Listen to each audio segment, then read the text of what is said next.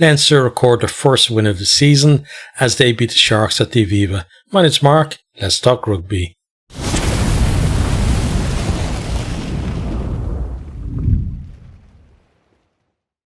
This is the second time I've recorded this because I just went to edit the first time and noticed there's a horrible, staticky crackle on the audio all the way through.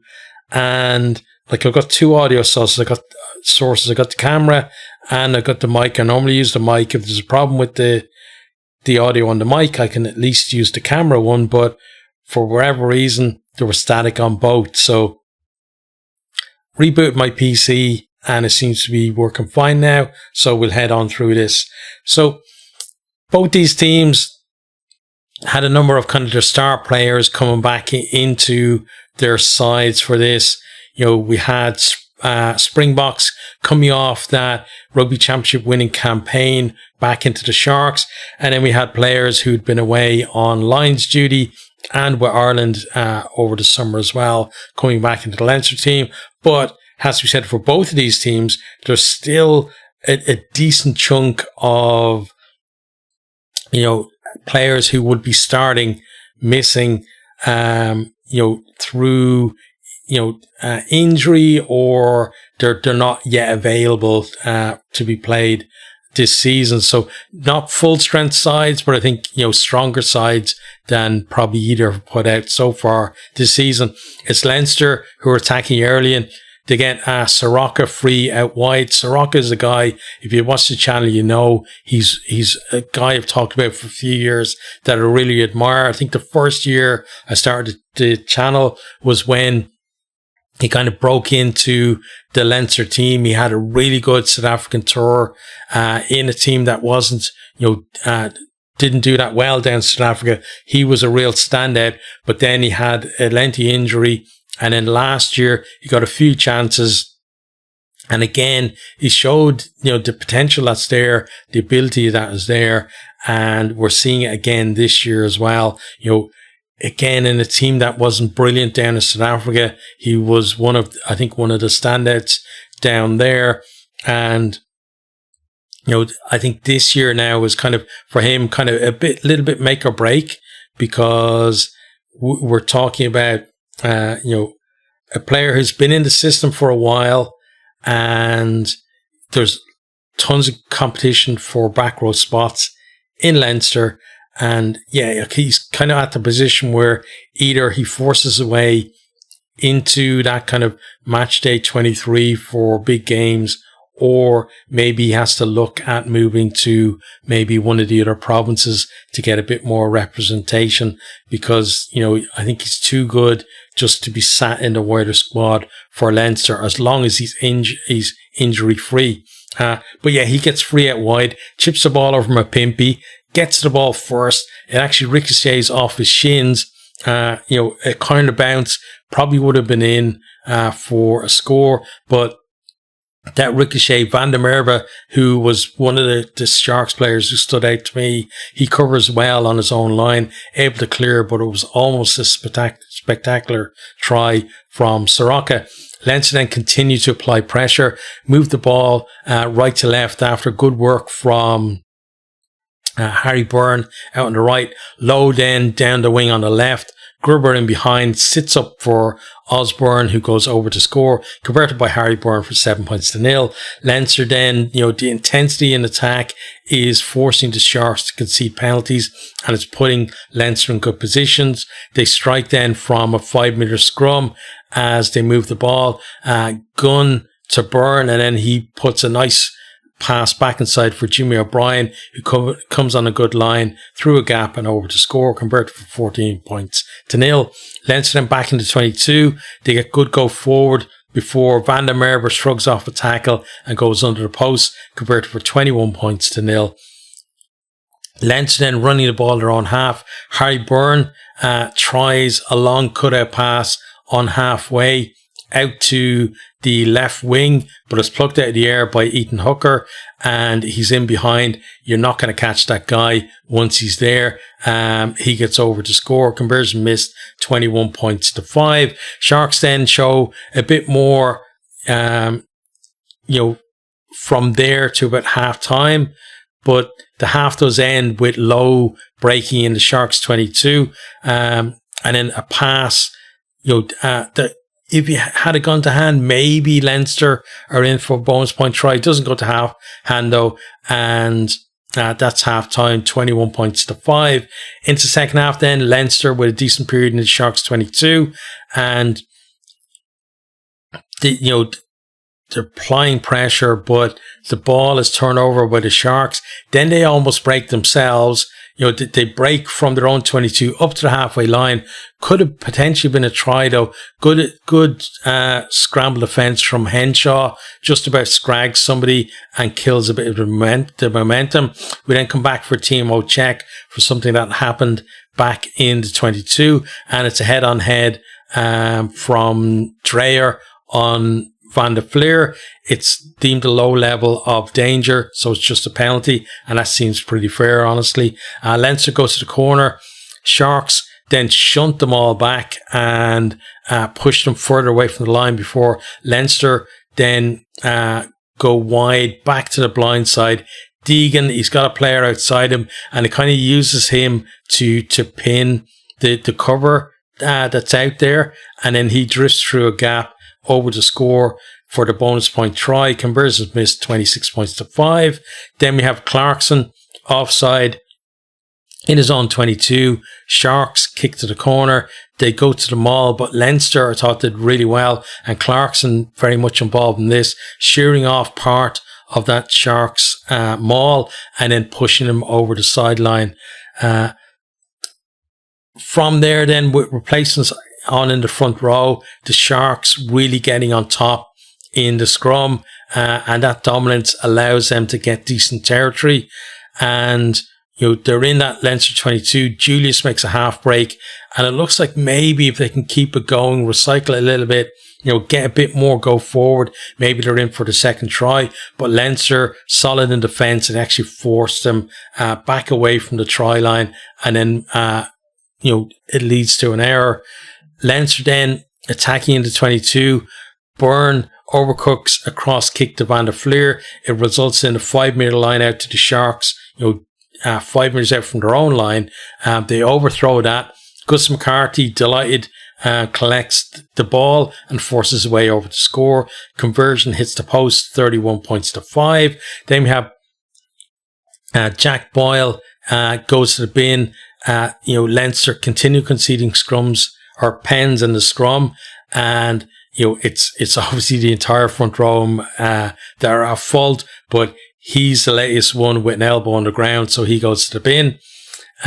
James Lowe then managed to intercept out wide left, and he's in behind. He doesn't have the pace though to finish, looking around for some support, but Van der Merwe does really well to get back. Stops any kind of offloads or quick recycles from Leinster, and then Leinster give away a penalty for offside.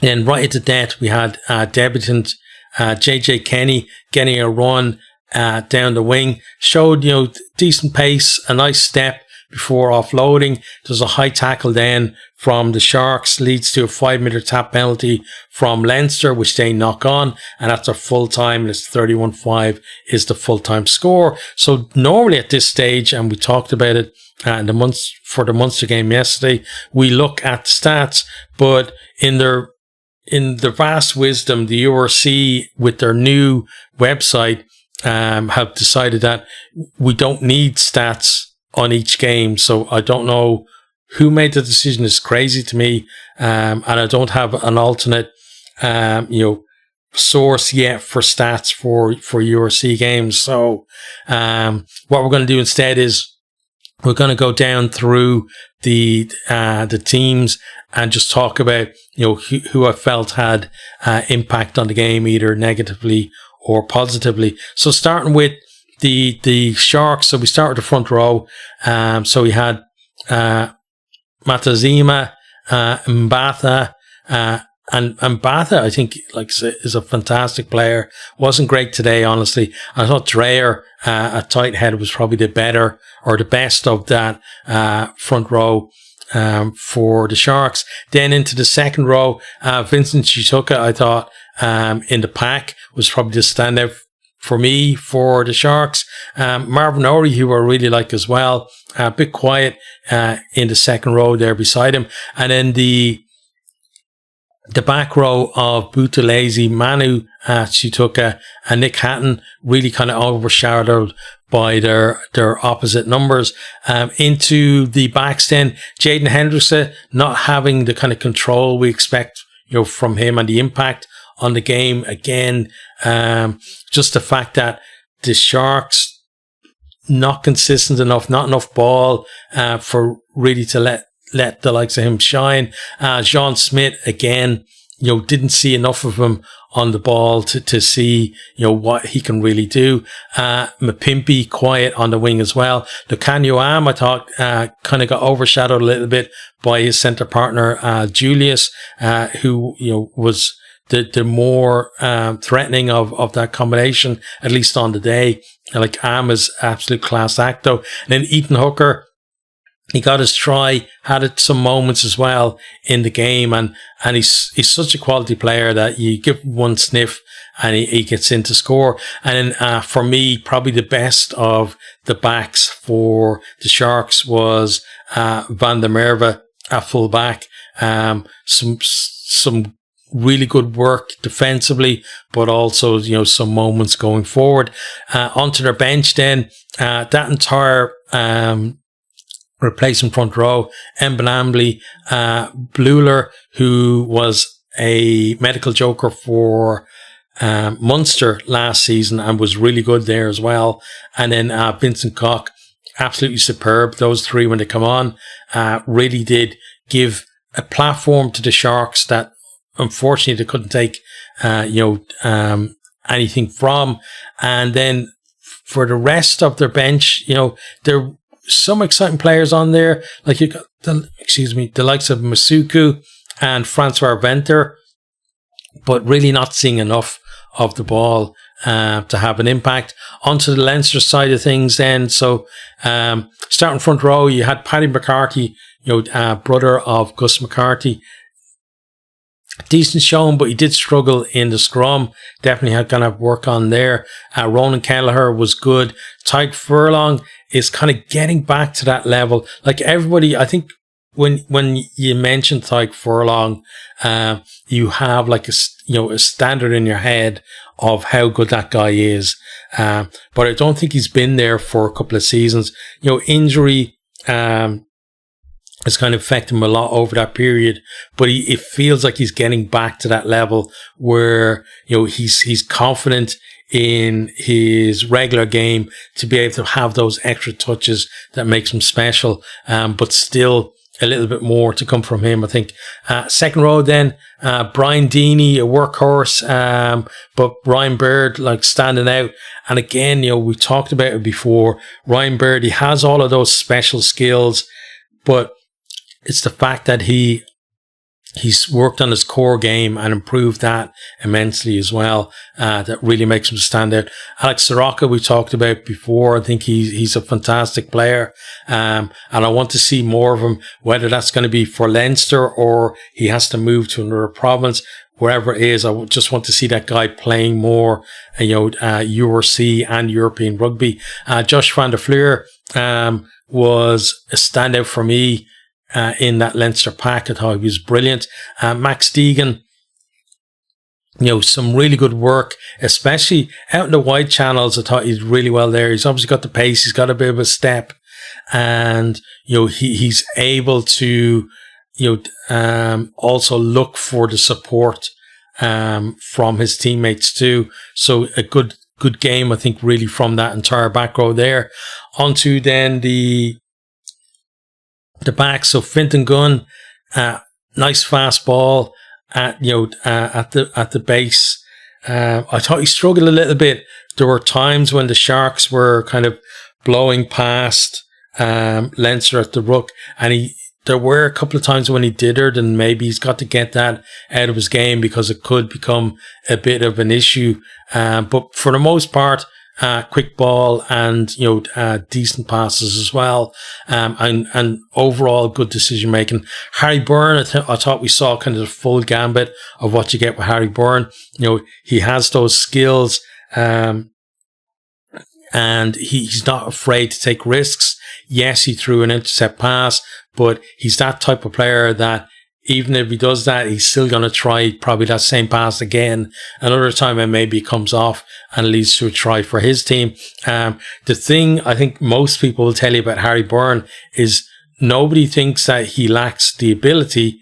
It's, because you have to remember, when Ross was coming into the team, people were just saying Ross Byrne is a very good player, but it's his brother Harry that really has the has the skills and has the higher ceiling, but we haven't really seen him hit that ceiling. Certainly not on a very consistent basis. And two things have been an issue with that. One has been he's been very injury prone, and it was hard for him to get a run of games. And I remember when I started the channel, when he was kind of coming into the Leinster team, where he was slated to have a run of games, and the first game he'd almost inevitably get injured, and then he'd miss that kind of run. And that helped, at that time, the likes of Frawley to start coming in instead of him, and kind of Frawley kind of leapfrogged him behind Ross Byrne. And then the second thing is his consistency as well. Being able to maintain those levels and produce kind of 7, 8, 9 out of 10 performances, rather than going from an 8 out of 10 to a 4 or 5 out of 10, possibly the next time out. So we've got to see a bit more from that. But he did show good hunger, I felt, by going away to Bristol on loan, and just basically putting his hand up and saying, listen, I want to play rugby, and if that's the opportunity, I'm going to take it. And then he's come back to Leinster, and I think at this stage, the thing with Leinster at 10 is it almost seems like if Prendergast is slotted to play a game, he's going to start. And personally, I don't agree with that. Yes, he's like Ireland's number 10, or at least, himself and Crowley are fighting out for the number 10 for Ireland.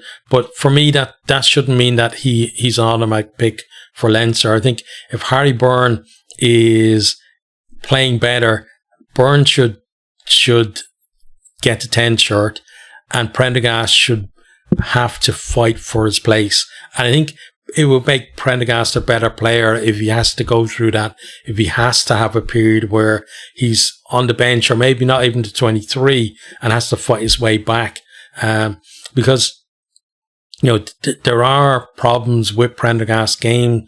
When he's playing well, he looks absolute Rolls Royce of a player.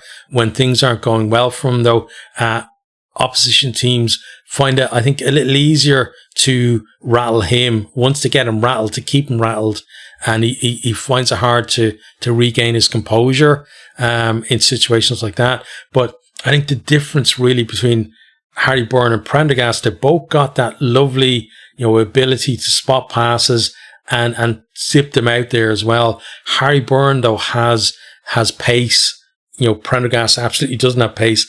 And because of that, Harry Byrne has that threat when he brings the ball to the line, that the defenders believe that he might, if they try to cover a pass a little too much and drift a little too early, maybe they're giving him space that he's going to go through himself. Whereas with Prendergast, I don't think defenders have that fear with him, so they're more likely to be able to adjust to what he's trying to do. So I'd love to see Harry Byrne fit, putting pressure on there and reaching that potential that he's had for so many years now. he's been in that system for, basically since I started my channel. He's been there.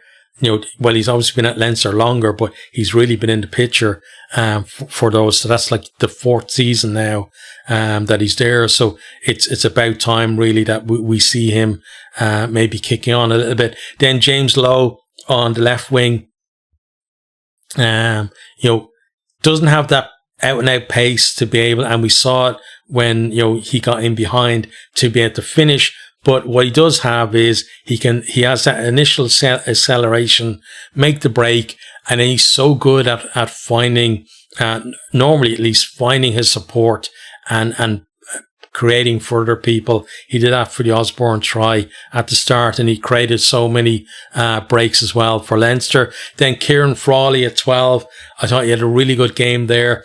And for me, I think maybe that's where its future is as a 12 rather than as a 10. I know he wants to be considered a 10, but I find like, he kind of had that. His peak was that he dropped that goal down in South Africa, top of the world. And then for Ireland and for Leinster, his form kind of nosedived. And I think there was a lot of pressure on him, being put in at 10 and it wasn't really going for him. And I think at 12, it's still a competitive spot, but there's less spotlight on him when he's there. And yeah, I think that maybe that's where he's going to, plow his furrow, from now on. Cause, there's going to be competition there. He might end up having 23 on his back, because of his versatility, but he may start coming on at 12 rather than 10, and maybe we'll see, the best from him from that. Robbie Henshaw then, I thought, both sides of the ball very good, especially defensively.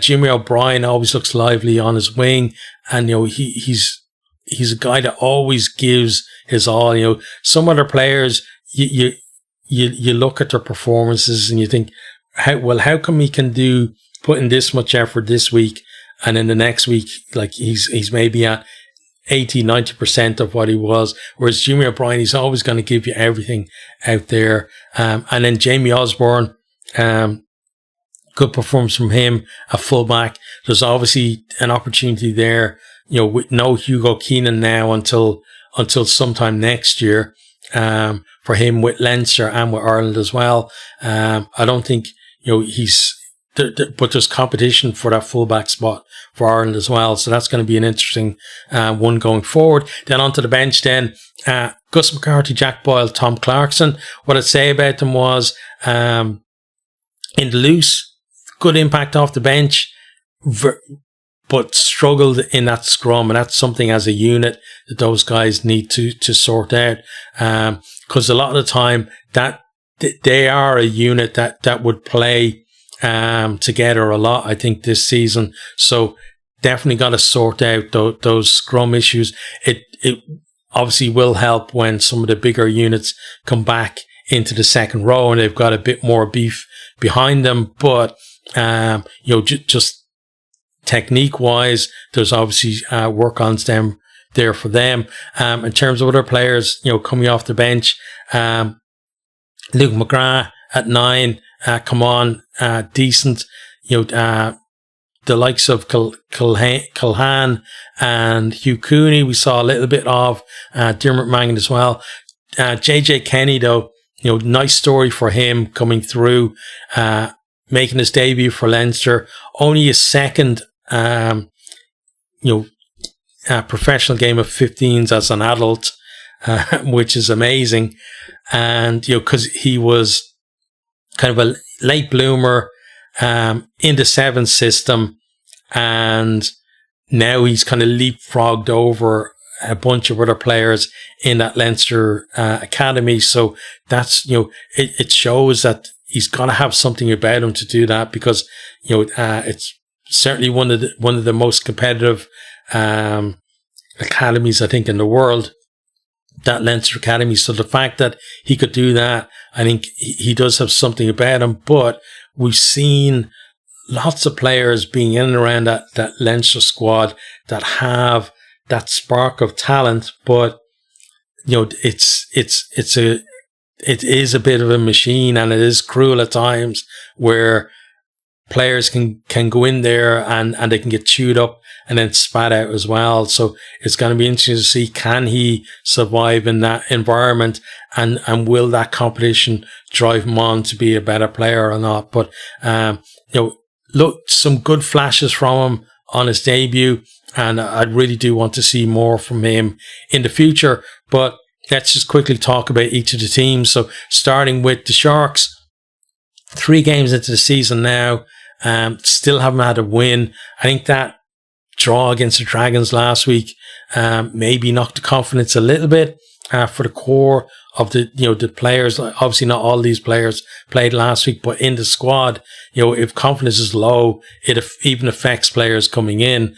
And now, my worry for them would be they still have, games to play on this European tour before heading back to South Africa.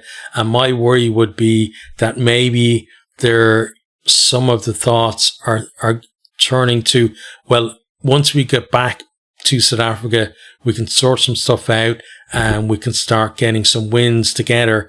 And that could affect the rest of their, I think they got 2 games left, I think, maybe before they go back. So let's see how that actually turns out for them. I hope that I'm wrong about that. I hope that we do see an improvement from them week on week. And I think one of my problems is, yes, I'm a Leinster fan, but I'm a massive fan of rugby and the URC, and I want to see every team doing well. But obviously, not every team can win every week. There has to be winners and losers. But yeah, I'd like to see, the Sharks. Last year, they had that run to the semi-finals in the URC. Easily their best performance in the URC since they joined, and I want to see that more consistency from them in terms of that, because we've seen them kind of go on runs and looking great, and then go on runs and just looking terrible as well. But yeah, let's see. It's early in the season. Let's see how the rest of the season develops for them. For Leinster, first win on the board, so going to be a big G up for them. Obviously, to have that massive game against Munster next week. We'll talk about that in the run-up next week rather than dealing with it now. But they have their South African tour out of the way now. They have a win on the board.